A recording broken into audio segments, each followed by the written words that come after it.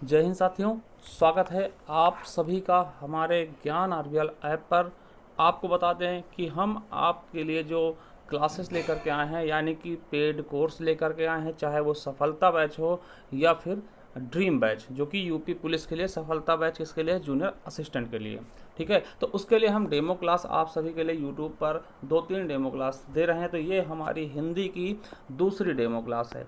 ठीक है, आपको पता है पहले हमने हिंदी का विकास देख लिया। आज हम देखिए, जैसे कोई बच्चा पैदा होता है तो फिर उसका नामकरण होता है, तो आज हम इसमें नामकरण देखेंगे। नामकरण कैसे हो और किस परिवार का बच्चा होता है, तो परिवार कौन सा है हिंदी का, तो वो सब चीज़ें आज इस वीडियो में हम देखने वाले हैं। उसके पहले मैं आपको बता दूं कि साथियों, ये देखिए आपका सफलता बैच है, किसके लिए? जूनियर असिस्टेंट के लिए। ठीक है, और हमने बताया था कि 10 जुलाई के बाद इसमें की फ़ीस क्या हो जाएगी? 249 रुपये से। अभी तक 10 जुलाई तक क्या थी? 199 थी दोस्तों। आज 11 जुलाई है, अब इसकी फ़ीस 249 हो चुकी है। ठीक है, अब ये 249 रुपये में आपको मिल जाएगा। हमारे प्ले स्टोर पर जाइएगा, डाउनलोड कर लीजिएगा ज्ञान आरबीएल ऐप, वहाँ से ये आप परचेस कर सकते हैं। उसी प्रकार से दोस्तों, ये हमारी यूपी पुलिस के लिए जो 52,699 पद आने वाले, उसके लिए हमने ड्रीम बैच निकाला है। ठीक है, और इस ड्रीम बैच की कीमत कितनी है? तो 399 पहले 100 बच्चों के लिए। ठीक है, जैसा कि आपको पता सफलता बैच में हमने फीस बढ़ा दी है, उसी प्रकार से जल्द ही साथियों, जैसे ही 100 बच्चे इसके पूरे होते हैं, अपने आप से दोस्तों ये 499 हो जाएगा। अगर अभी भी आप चाहते हैं, इंटरेस्टेड हैं, तो भाई जुड़ जाइए हमारे टीम के साथ। आपको काफ़ी डेमो क्लासेस भी हमने प्रोवाइड करा दी हैं। अगर कोई समस्या आ रही जुड़ने में, तो दोस्तों इस नंबर पे आप कॉल कर सकते हैं या फिर व्हाट्सअप कर सकते हैं। तो आपको जाना कहाँ होगा? जाइएगा प्ले स्टोर में। जिस प्रकार से आप कोई भी ऐप डाउनलोड करते हैं, चाहे वो व्हाट्सअप हो गया, उसी प्रकार से वहाँ पे ज्ञान आरबीएल लिखेगा और इसको इंस्टॉल कर लीजिएगा। बाकी अगर कुछ समझ में नहीं आता तो आप इस नंबर पर कॉन्टैक्ट कर सकते हैं। तो देरी किस बात की, आप ड्रीम बैच परचेस करिए, क्योंकि आप सभी का ड्रीम होता है वर्दी का, पुलिस बनने का। तो इसलिए हमने इसके लिए ड्रीम बैच लेके आ रहा हूँ। ठीक है, मात्र 399 सब कुछ आपको पढ़ाया जाएगा, पूरा कोर्स कंप्लीट कराएगा। चलिए शुरू करते हैं। तो साथियों, आज के इस वीडियो में देखने वाले हैं हिंदी का नामकरण। देखिए, हिंदी का नाम हिंदी कैसे पढ़ा? देखिए, कोई भी बच्चा जन्म लेता है तो उसका नाम पढ़ने का कोई ना कारण होता है। बुआ होती हैं, मासी होती हैं, इन सभी चीज़ों द्वारा कोई नाम सोचा जाता है, उसको नाम बच्चे को दिया जाता है। उसी प्रकार से हिंदी की बात करते हैं। देखिए, जब शुरुआत हुई थी ना हिंदी, तो हिंदी किसी भाषा का नाम नहीं था, समझिएगा। ये एक प्रांत को बोलते थे, हिंद प्रांत। ठीक है, कैसे? चलिए मैं आपको समझाने की कोशिश करूँ। देखिए, बहुत पहले क्या था कि हमारा भारत बहुत बड़ा था। आपको पता है, जैसे मान लिया ये पूरा भारत था, ठीक है, बहुत बड़ा था। अफगानिस्तान है ना, आपका म्यांमार हो गया, सभी चीज़ें भारत में आती थी। अब देखिए, भारत के दो टुकड़े हुए 1947 में। ठीक, आपको ये पता होगा। देखिए, एक तरफ क्या है? पाकिस्तान है। क्या है? पाकिस्तान। ये इस तरफ क्या है? इंडिया। ठीक है, आप समझते होंगे। अब दोस्तों, इसके बीचों बीच से एक नदी बहती है, आपको पता होगा कौन सी? सिंधु नदी। क्या? सिंधु नदी, समझिएगा। सिंधु नदी बहती है भारत और पाकिस्तान के बीचों बीच से। थोड़ी कहानी सुन लीजिएगा, उसके बाद मैं आपको समझा भी दूंगा, बता भी दूंगा। ठीक है, जो सिंधु नदी बहती है दोस्तों, अब देखिए, जब बाहर के लोग यानी ईरानी जो ज़्यादातर लोग थे, वो इसको, देखिए, इसका कोई प्लेस का नाम नहीं था। इस प्लेस को वो सिंधु नदी कारण इसे सिंधु कहते थे। क्या बोलते थे? देखिए, क्यों सिंधु बोलते थे भारत वाले क्षेत्र को? देखिए, ये किसी भी पर्टिकुलर एक स्थान का नाम था। ठीक है, तो देखिए, जो बाहर के लोग थे, खास करके ईरानी लोग वो साथियों भारत को क्या बोलते थे? पहले भारत नाम नहीं था, तो इसे सिंधु प्रांत कहते थे, सिंधु देश, है ना, सिंधु देश। देखिए, सिंधु किस लिए? क्योंकि यहाँ से सिंधु नदी, इंडस रिवर बहती है, इसलिए इसको सिंधु कहते थे। अब आप चलिए समझ गए कि सिंधु को किस लिए कहते थे? क्योंकि यहाँ पर भारत के आसपास के सिंधु नदी गुजरती थी ना। अब देखिए, जो ये लोग थे ना, सिंधु जो कहते थे, ईरानी लोग, है ना, वो उनके उच्चारण देखेंगे ना, तो वो लोग साको हा कहते हैं। क्या कहते हैं? साको हा। आप कहेंगे सर ऐसे कैसे कहते हैं? देखिए, जैसे हम देखते हैं कि जो ना को अड़ा कहते हैं, खड़ी बोली वाले, आप मेरठ में जाएंगे, पानी पानी पानी बोलेंगे ना, तो उसी प्रकार से इनका भी उच्चारण था। तो ये लोग सा को क्या बोलते हैं? हा बोलते थे, और धा को दा बोलते थे, यानी सिंधु को ये लोग हिंदू कहते थे। किसकी वजह से? सिंधु नदी की वजह से सा को हा उच्चारित करते हैं और धा को दा कहते, तो हिंदू कहते थे।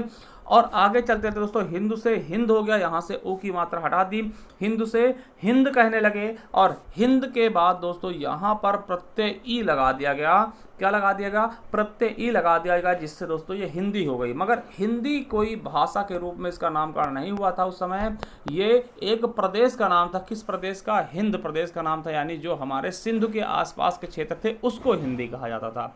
मगर हिंदी का नामकरण आपको पता चल गया कि पहले सिंधु नदी बहती थी, सिंधु को दोस्तों ये सा को हा बोलते थे और धा को दा बोलते थे, इसलिए सिंधु है ना, हिंदू हो गया। हिंदू से दोस्तों ऊ की मात्रा हटा दी और हिंद बन गया, हिंद में प्रत्यय ई जोड़ दिया, जिससे हिंदी शब्द का निर्माण हो गया। तो हिंदी नामकरण कैसे हुआ ये समझ गए होंगे। चलिए मैं थोड़ा सा इसको आपको बताता हूँ। देखिए लिखा हुआ बता देता हूँ।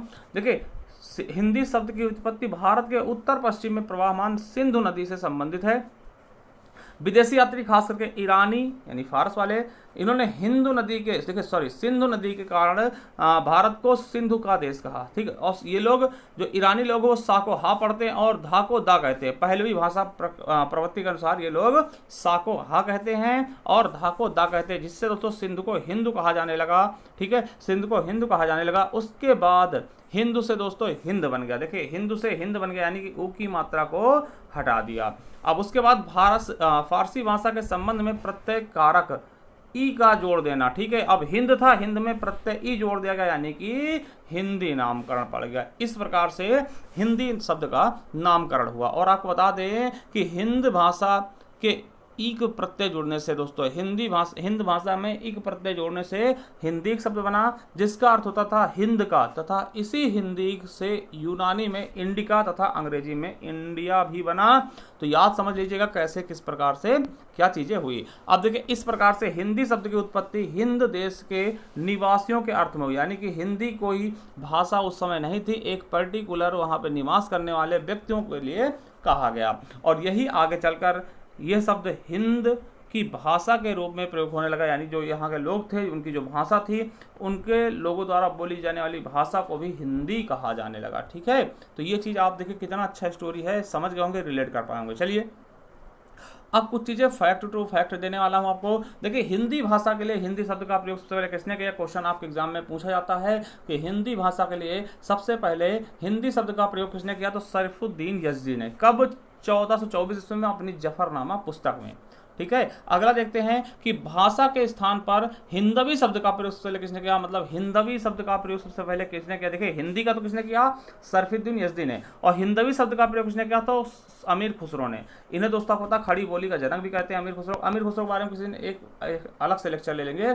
ठीक है, तो इन्हें खड़ी बोली का जनक कहते हैं। ये आप बहुत अच्छे से याद रखिएगा, ये क्वेश्चन पूछा गया। और इनका जन्म एटा में हुआ था, कासगंज एटा। ठीक है, तो ये भी क्वेश्चन आपके यूपी पुलिस में पूछा गया। तो अमीर खुसरो से 2-3 चीजें आप याद कर लीजिएगा, बाकी इनके बारे में एक लेक्चर बन सकता है। बहुत अच्छे ये इंसान थे। ठीक है, चलिए अगला है कि हिंदी भाषा के लिए एंदुई शब्द का प्रयोग सबसे पहले किसने किया? ठीक है, एंदुई शब्द का सबसे पहले प्रयोग किसने किया? गारसा दत्तासी। आपको बता दें इन्हीं के द्वारा हिंदी भाषा में हिंदी का साहित्य पहली बार लिखा गया। ठीक है, फ्रेंच भाषा में। तो हिंदी शब्द के लिए, हिंदी भाषा के लिए एंदुई शब्द का प्रयोग किसने किया? सबसे पहले गारसा दत्तासी ने। हिंदवी शब्द का प्रयोग किसने किया? अमीर खुसरो ने। और हिंदी शब्द का प्रयोग किसने किया? सरफुद्दीन यज़दी ने। ठीक है, चलिए अब मैं आपको बताऊं दोस्तों कि हिंदी किस भाषा शब्द है। दोस्तों हिंदी भाषा शब्द नहीं है। ठीक है, समझिएगा, जो हिंदी शब्द है वो मूलतः फारसी भाषा शब्द है और हिंदी शब्द ईरानियों द्वारा दिया गया। ये क्वेश्चन आपके यूपीएसआई में पूछा गया 2021 में कि हिंदी जो शब्द है दोस्तों ये किसके द्वारा दिया गया? तो ईरानियों द्वारा। हमने बताया ना कि ईरानी द्वारा दोस्तों इसमें ई प्रत्यय लगाया जाता है, तो इसलिए याद रखिएगा कि हिंदी शब्द की उत्पत्ति किस भाषा की है? फारसी। और ये शब्द किसके द्वारा दिया गया? तो ईरानियों द्वारा। ठीक है, और हिंदी की मूल उत्पत्ति वैदिक संस्कृत से मानी जाती है, ये भी यूपीएसआई में पूछा गया, मैं पहले बता चुका हूं। और भारत की राजभाषा हिंदी को संवैधानिक दर्जा दिया गया, ये भी मैं बता चुका हूं पहले। थोड़ा सा आपको रिवीजन के तौर पर कुछ चीजें मैं रिपीट भी करता रहता हूं। ठीक है, चलिए 14 सितंबर 1949 को हिंदी को संवैधानिक रूप से राजभाषा घोषित किया गया था, इसलिए 14 सितंबर को प्रतिवर्ष हम हिंदी दिवस के रूप में मनाते हैं। ये भी आपको कई बार बता चुका हूँ कि 14 सितंबर को हिंदी दिवस, 10 जनवरी को विश्व हिंदी दिवस। ठीक है, अब आपको बता दें कि प्रथम हिंदी दिवस, देखिए प्रथम हिंदी दिवस कब मनाया गया? 14 सितंबर 1953 को। देखिए पहला हिंदी दिवस, ये भी क्वेश्चन आपके एग्जाम में पूछा गया और अधिकतर आपको ये चीजें कोई नहीं बताएगा। ठीक है, तो प्रथम हिंदी दिवस कब मनाया गया? तो 14 सितंबर 1953 को पहला हिंदी दिवस मनाया गया। ये आपके यूपीएसआई 2021 में पूछा गया। ठीक है, चलिए थोड़ा सा और याद रखिएगा कि 10 जनवरी 1975 में, समझिएगा, 10 जनवरी 1975 में प्रथम विश्व हिंदी सम्मेलन नागपुर में आयोजित किया गया था। ये भी यूपीएसआई 2021 में पूछा गया कि कब दोस्तों आयोजित किया गया, तो 10 जनवरी 1975 को। इसीलिए प्रतिवर्ष हम 10 जनवरी को क्या मनाते हैं, विश्व हिंदी दिवस मनाते हैं। ये भी क्वेश्चन आपके यूपीएसआई में पूछा गया है। अगला है, देखिए, पूर्व प्रधानमंत्री डॉक्टर मनमोहन सिंह ने 10 जनवरी 2006 को प्रतिवर्ष हिंदी दिवस के रूप में, विश्व हिंदी दिवस के रूप में मनाए जाने की घोषणा की। यानी सबसे पहले घोषणा कब की गई, तो 10 जनवरी कब की गई, 2006 से दोस्तों ये पहली बार मनाया गया। किसने दोस्तों इसको घोषणा की, तो मनमोहन सिंह जी द्वारा। किसके द्वारा, पूर्व प्रधानमंत्री थे या मनमोहन सिंह जी द्वारा ये चीजें कही गई। ठीक है, चलिए अब यहाँ पे देखेंगे कि अमीर खुसरो को खड़ी बोली का जनक कहते हैं। मोस्ट इंपॉर्टेंट है, वेरी वेरी इंपॉर्टेंट, पूछा गया। अमीर खुसरो को खड़ी बोली का जनक कहते हैं और इनका जन्म दोस्तों एटा कासगंज में हुआ था। ये भी आप याद रख लेंगे। ठीक है, और आधुनिक हिंदी साहित्य के जनक कौन है, तो भारतेंद्र हरिश्चंद्र जी हैं। ये भी क्वेश्चन आपके यूपीएसआई में पूछा जा चुका है। अगली पंक्ति क्या है दोस्तों, हिंदी है हम वतन है हिंदुस्तां हमारा हमारा। एक किसकी दोस्तों पंक्तियां हैं, तो मोहम्मद इकबाल द्वारा दोस्तों 1905 में लिखा गया था और सबसे पहले लाहौर कॉलेज में पढ़कर सुनाया गया था। ये पंक्तियां दोस्तों इकबाल की रचना बंगे दारा में शामिल है। ठीक है, चलिए अब ये चीजें मैं आपको बता दूं। देखिए, जो आपका यूपीएसआई का 2021 का पेपर हुआ था ना, वहां पर इसने एक तहलका मचा दिया था। यानी कि हर एक शिफ्ट में 2-2 क्वेश्चन पूछे जाते थे विश्व हिंदी दिवस से।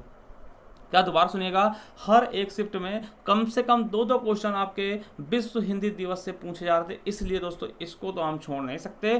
ठीक है, तो चलिए पहला सम्मेलन, देखिए सम्मेलन दिया हुआ, स्थान दिया हुआ विश्व हिंदी सम्मेलन का और अवधि। तो पहला विश्व हिंदी सम्मेलन कहाँ हुआ था, नागपुर, भारत में। ये पता होगा कि 10 से 14 जनवरी 1975 को, इसीलिए विश्व हिंदी दिवस 10 जनवरी को मनाते हैं। ठीक है, यही कारण है। तो पहला अपने भारत नागपुर में। दूसरा दोस्तों मॉरिशस में, कब, 28 से 30 अगस्त 1976 को। देखिए एक साल बाद ही हो गया था ना। तो दूसरा मॉरिशस में। तीसरा फिर दोस्तों अपने यहाँ दिल्ली आते हैं, तीसरे नंबर पे फिर दिल्ली आ गए भारत में, और 28 से 30 अक्टूबर 1983 तक। ठीक है, चलिए, और चौथा फिर दोस्तों हम मॉरिशस जाते हैं। फिर से देखिए अभी क्या क्रम चल रहा है, पहले भारत फिर मॉरिशस, फिर भारत फिर मॉरिशस आ गया ना। तो मॉरिशस में फिर दोस्तों 2 से लेकर के 4 दिसंबर 1993 तक चला। फिर उसके बाद चले गए टोबैगो। देखिए मॉरिशस के बाद दोस्तों टोबैगो चले गए। पांचवा कहाँ, टोबैगो। कहाँ, पांचवा कहाँ, टोबैगो साथियों। टोबैगो में कब, 4 से 8 अप्रैल 1996 तक विश्व हिंदी सम्मेलन हुआ, पांचवा।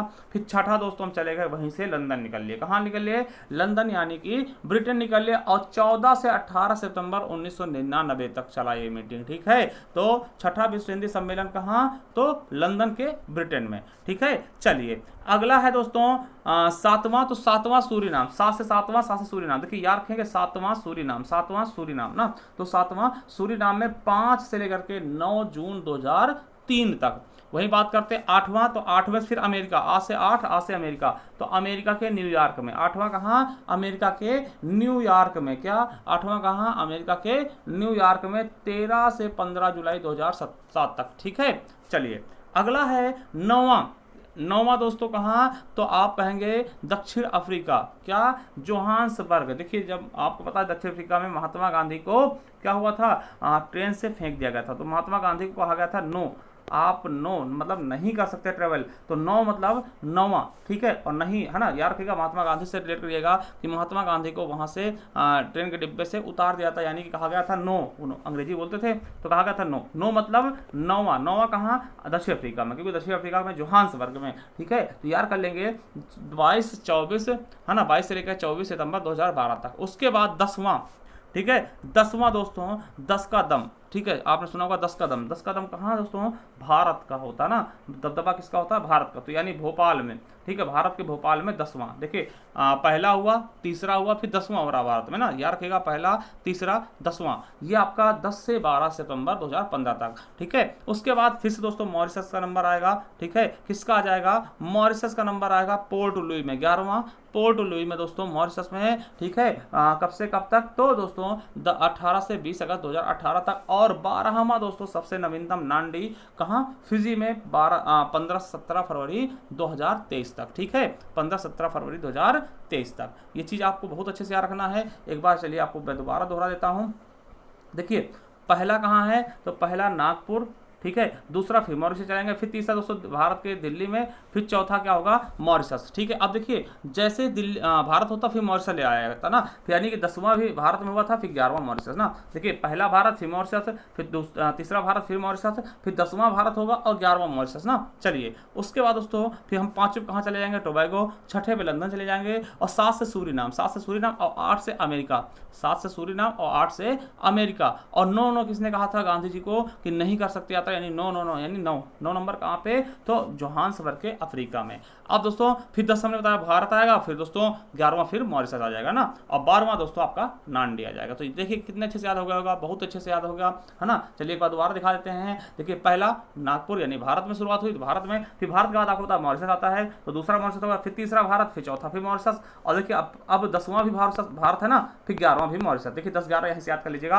अब भारत के देखिए मॉरिशस के बाद 5वें टोबैगो चले जाएंगे, क्या 5वें पे टोबैगो, है ना, टोबैगो, ठीक है याद रखिएगा, 5वें पे टोबैगो चले जाएंगे, और टोबैगो के बाद दोस्तों वहीं से हम लंदन निकल लेंगे, 6ठे पे लंदन, और 7 से फिर सूरीनाम, 7 से सूरीनाम ना, और फिर 8 से अमेरिका, 8 से क्या अमेरिका, और 9 किसने कहा था महात्मा गांधी को, अफ्रीका में यानी जोहान्सबर्ग में 9वां, फिर 10वां भारत आ जाएगा, 11वां फिर दोस्तों पोर्ट लुई, और 12वां नांडी। देखिए कितने अच्छे से याद हो गया होगा, बहुत ही शानदार तरीके से। तो ये दोस्तों हमने आपको पूरे के पूरे जितने सम्मेलन थे वो हमने आपको बताने की कोशिश की, और शायद आपको रटाने की भी कोशिश की। ऐसे दोस्तों आपकी क्लासेस ऐप पर रहेंगी, और बहुत ही कंटेंट, दमदार कंटेंट साथ दोस्तों, कंटेंट साथ कोई समझौता नहीं किया जाएगा। तो ये चीज़ समझ गए होंगे। चलिए आप ये समझ गए। अब देखिए हम भाषा परिवार देख लेते हैं। देखिए नाम तो हमने रख दिया, अब इनका परिवार क्या है। जैसे कोई बच्चा दोस्तों पैदा होता है, उसका नामकरण होता है, वो किसी परिवार में होगा, है ना, कौन से परिवार, ब्राह्मण परिवार है ना, ऐसे देखा होगा, हिंदू परिवार, या फिर दोस्तों मुस्लिम परिवार, किस परिवार में जन्म लिया, तो उसकी बात करेंगे आगे। चलिए तो देखते हैं भाषा परिवार के बारे में। यहाँ से भी क्वेश्चन आपके एग्जाम में बहुत बार पूछे गए हैं,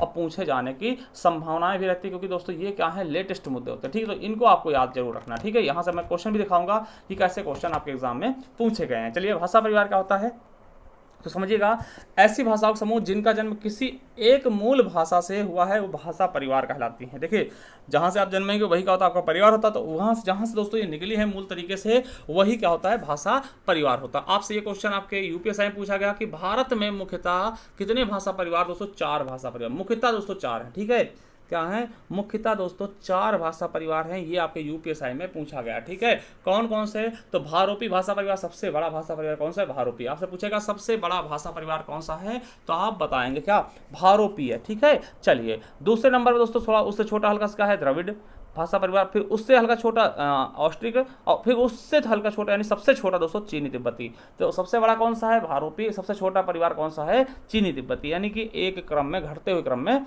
ये लगे हुए हैं। चलिए सीधा भारोपी भाषा परिवार के बारे में जानते हैं कि क्या है भारोपी भाषा परिवार की हिस्ट्री, ठीक है। चलिए एक चीज़ और याद रखेंगे कि जो ये भारोपी भाषा परिवार है ना, इसे हम हिंद आर्य भाषा, इंडो जर्मनी की, या फिर आर्य परिवार भी कहते हैं। याद रखिएगा आर्य भाषा परिवार भी कहते हैं किसको, आपको बता दें कि भारोपी को। और देखिए इसका विभाजन इंडो यूरोपियन यानी हिंद यूरोपीय भाषा परिवार से हुआ। आपसे क्वेश्चन पूछा सकता है कि भारोपीय भाषा परिवार का विभाजन किससे हुआ, तो इंडो यूरोपियन यानी हिंद यूरोपीय भाषा परिवार से हुआ है। और भारोपीय भाषा परिवार की 10 शाखाएं हैं। याद रखिएगा जो भारोपीय भाषा परिवार है इसकी 10 शाखाएं हैं, जिन्हें दोस्तों हिंदी के, सुनिए, जिन्हें ध्वनि के आधार पे हम 2 भागों में बांटे, सतम और केंतुक 2 वर्गों में बांटते हैं। अब देखिए सतम के कौन कौन से वर्ग आएंगे, तो आपको बता दें कि सतम वर्ग में भारत ईरानी यानी आर्य, बाल्टो है ना इस्लाविक, और आर्मीनी और अल्बानी, ठीक है, ये भाषाएं किसमें आएंगी, ये परिवार किसके हैं, तो सतम वर्ग के, ठीक है। अब केंतुम में देख लेते हैं, तो केंतुम वर्ग में जर्मानिक, है ना, केल्टिन, ग्रीक, तोखरी और हिटाइट और इटालिक ना। तो देखिए ये ज़्यादा इंपॉर्टेंट है, इंपॉर्टेंट जो है ये आपको नहीं याद रखना, ठीक है। ये आपको याद रखना कि यह दोस्तों जो आपका भारोपी भाषा परिवार सबसे बड़ा भाषा परिवार, इसको याद रखना। अब देखिए इसके अंतर्गत कौन कौन सी भाषाएं आएंगी। आपसे क्वेश्चन देगा कि अंग्रेजी किस भाषा परिवार की है, तो आप बताइए क्या, भारोपी। कौन कौन सी हैं, हिंदी, समझिएगा बड़ी बड़ी भाषाएं सारी इसमें आएंगी, हिंदी, फिर अंग्रेजी बहुत फेमस है अपने यहाँ, उर्दू भी फेमस है। देखिए अपने यहाँ की, देखिए ये जो है अपने यहाँ वाली भाषा है ना, जैसे कि आपको पता है स्पेनिश विदेश की है, ये भी जर्मन लैंग्वेज, रूस और रूस की लैंग्वेज, ये भी सभी भाषा परिवार कहाँ के हैं, तो भारोपी। उसके अलावा दोस्तों ये गौतम बुद्ध वाली पाली भाषा, फिर महावीर स्वामी वाली प्राकृत भाषा, दोस्तों प्राकृत सबसे बिगड़ा हुआ रूप, अपभ्रंश भाषा भी इसी की है, ठीक है। बंगला भी इसी के, बांग्ला यानी बंगाली, ठीक है। मराठी भाषा, गुजराती भाषा, पंजाबी भाषा, गुरुमुखी द्वारा वाला लिपि वाला ना, और सिंधी भाषा, असमिया हो गया, या फिर ओडिसी हो गया, कश्मीरी हो गया, डोंगरी हो गया, नेपाली, कोंकणी, बांग्ला, ये सभी दोस्तों आपके भारोपी परिवार की भाषा। और इनमें से दोस्तों ऐसे क्वेश्चन पूछेगा, क्या पूछेगा, यूपीएससी में पूछे गए हैं कि आपको देगा कि भैया मराठी भाषा किस परिवार की भाषा है, तो आप बताएंगे भारोपी। चलिए ठीक है। इसकी दूसरी शाखा दोस्तों इंडो ईरानी भाषा परिवार है, जिसके अंतर्गत फारसी, ईरानी, पश्तो, बलूची, दोस्तों ये अफगानिस्तान वाली भी भाषाएं इसी में आती हैं। और आपको बता दें कि महाकवि फिरदौसी का शाहनामा ईरान का क्या है, राष्ट्रीय महाकाव्य कहा गया है ईरान का, ठीक है। और दोस्तों इसी भाषा परिवार की यानी भारोपी भाषा परिवार की भाषा सिंधी भाषा है, जिसे संविधान के अनुसूची में भी दोस्तों क्या मिला है, हिस्सा मिला है, यानी कि 8वीं अनुसूची में शामिल किया गया। तो याद रखिएगा 21वें संविधान संशोधन 1967 के द्वारा दोस्तों सिंधी को भारतीय संविधान की 8वीं सूची में जोड़ा गया, जो कि किस भाषा परिवार की, भारोपी है, ठीक है। ये यूपीएससी में भी पूछा गया। चलिए इसके अलावा दोस्तों आपको बता दें कि 71वें संविधान संशोधन द्वारा दोस्तों नेपाली और कोंकणी, देखिए मणिपुर को जोड़ा गया, मगर मणिपुर इस भाषा परिवार के नहीं है भारोपी, तो नेपाली और कोंकणी भी दोस्तों ये भी इसी भाषा परिवार की हैं, इन्हें जोड़ा गया 71वें द्वारा, ठीक है। चलिए और दोस्तों जो 92वां संविधान संशोधन हुआ था, इसमें बोडो, डोगरी, मैथिली, संथाली जोड़ी गई थी, उसमें दोस्तों मैथिली भी दोस्तों इसी परिवार की भाषा है, यूपीएससी में पूछा गया, ठीक है। चलिए और देखिए यहाँ से क्वेश्चन कैसे बनेंगे कि हिंदी भारोपी परिवार भाषा परिवार की भाषा, देखिए ये क्वेश्चन आपको यूपीएससी में पूछा गया था 2021 में कि हिंदी किस भाषा परिवार की, भारोपी। प्राकृत किस भाषा परिवार के है, तो देखिए वहां पे भारोपी ने देखिए आर्य परिवार दिया था, हमने बताया था ना भारोपी को ही हम आर्य परिवार भी कहते थे। इस तरह से भी क्वेश्चन पूछा जाएगा कि दोस्तों प्राकृत किस परिवार की भाषा है, दोस्तों आप बता दीजिए। भारोपी ऑप्शन में, भारोपी नहीं तो आर्य परिवार है, तो आर्य परिवार भी सही है, ठीक है।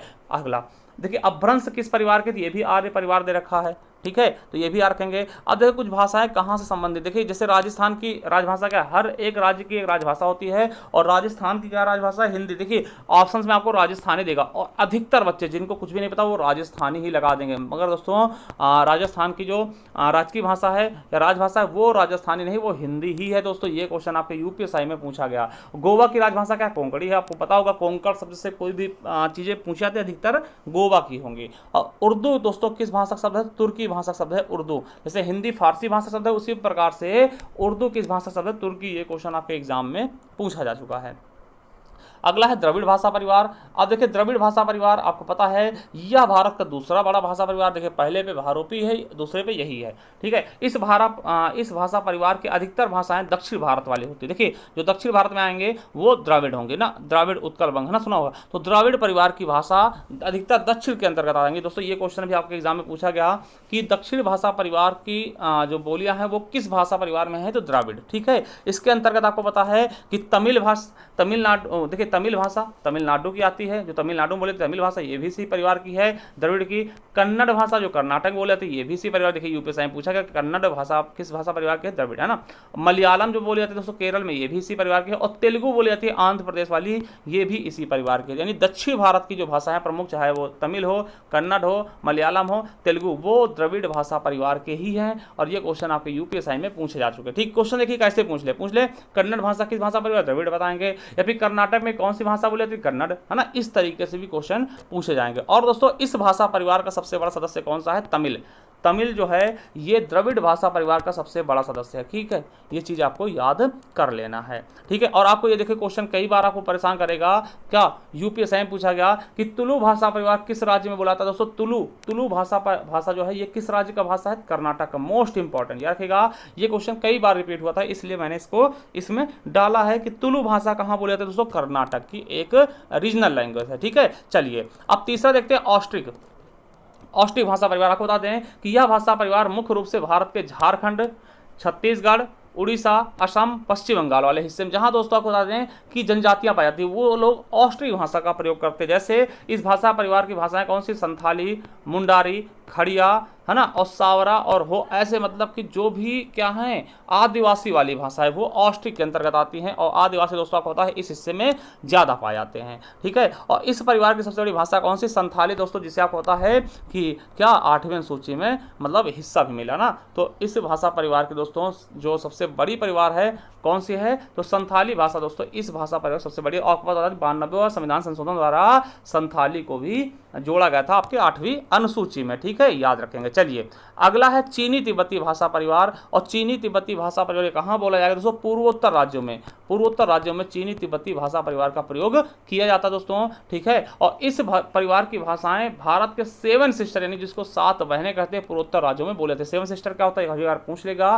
तो 7 सिस्टर के अंतर्गत 7 राज्य आते हैं जिनको हम 7 सिस्टर कहते हैं, जैसे अरुणाचल प्रदेश, मेघालय, मणिपुर, नागालैंड, मिजोरम, त्रिपुरा और असम। ये 7 सिस्टर हैं दोस्तों। यहाँ पर चीनी तिब्बती भाषा का प्रयोग किया जाता है, ठीक है। और इस परिवार की मुख्य जो भाषाएं हैं कौन कौन सी? नागा, मिजो, म्हार, मणिपुरी, है ना, और तांगखुल हो गया, खासी, दफला, चंबा, बोडो, लेप्चा, लद्दाखी, तिब्बती, ये सब भाषाएं।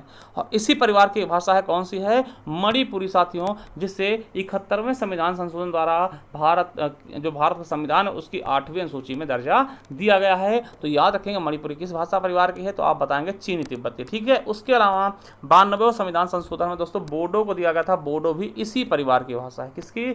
आपके चीनी तिब्बती परिवार की ही भाषा है बोडो भी, ठीक है। इसे भी दर्जा दिया गया था आपके 8वीं अनुसूची में, ठीक है। चलिए और एक क्वेश्चन और याद रख लीजिएगा कि आकृति या रूप के आधार पर हिंदी क्या है? वियोगात्मक और विशिष्ट भाषा है। क्या है? वियोगात्मक और विशिष्ट भाषा। अब देखिए आपको क्लास कैसी लगी और इन सब की पीडीएफ आपको कहाँ मिलेगी? हमारे ऐप पर। जो बच्चे ऐप पर वो परचेस करेंगे दोस्तों, देखिए मात्र 399 फीस है यूपी पुलिस की, तो ज्वाइन कर लीजिए ना। देखिए नहीं तो ये 100 रुपये फिर एक्स्ट्रा हो जाएंगे आप सभी के लिए, तो मैं यही कहूँगा। अब देखिए आपको डिस्क्रिप्शन में लिंक मिल जाएगा, वहाँ जाकर के आप डायरेक्ट चले आएंगे, आपको लिंक मिल जाएगा, वहाँ से आप सीधा प्ले स्टोर पहुँचेंगे और वहाँ पे डाउनलोड करके ज्ञान आरबीएल ऐप इनको परचेज कर सकते हैं, कर लीजिए।